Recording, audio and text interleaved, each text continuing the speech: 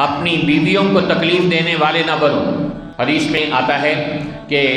رسول پاک صلی اللہ علیہ وسلم تہجد کی نماز کے لیے اٹھے تو آپ حضرت عائشہ رضی اللہ تعالیٰ عنہ کے حجرہ میں آرام فرما رہے تھے، تو حدیث کے الفاظ ہیں قام رویدن، آپ آہستہ سے اٹھے،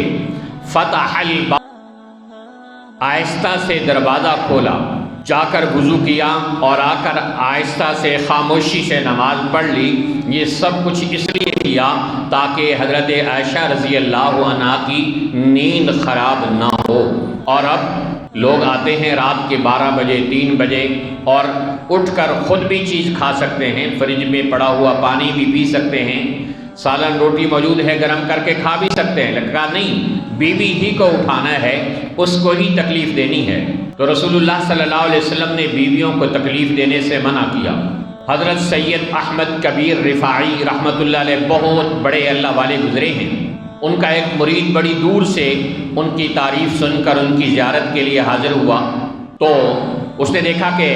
حضرت سید احمد کبیر رفاعی رحمۃ اللہ علیہ کی اہلیہ محترمہ کی زبان بہت زیادہ تیز چل رہی ہے، تو وہ اشارہ ان کے دوسرے مریدوں کے پاس آیا، کہا یار تمہیں ذرا حیا نہیں آتی، ذرا خیال نہیں حضرت کا، حضرت کی اہلیہ ان کو اتنی تکلیف دے رہی ہے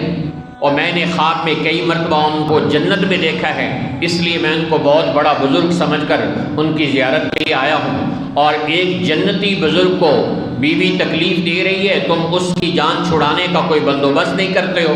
انہوں نے کہا کہ ان کی بیوی نے حق مہر 500 دینار مقرر کیا ہوا ہے، یہ لاکھوں کی رقم ہے، حضرت غریب آدمی ہیں، 500 دینار دے کر اس بیوی سے جان چھڑا نہیں سکتے۔ اس نے کہا اچھا یہ بھی کوئی مسئلہ ہے، وہ گیا اور 500 دینار کا انتظام کر کے لایا اور حضرت کی خدمت میں عرض کیا حضرت یہ لے 500 دینار۔ حضرت نے فرمایا اس کا کیا کروں؟ کہا اس کو بیوی کو دیں، اس کا حق مہر واپس کریں اور اس بد زبان بے لگام عورت سے جان چھڑوا لیں۔ تو حضرت مسکرا پڑے اور ارشاد فرمایا کہ اس بد زبان عورت کی تکلیفوں پر صبر کرنے کی وجہ ہی سے تو تم مجھے بار بار جنت میں دیکھ رہے ہو۔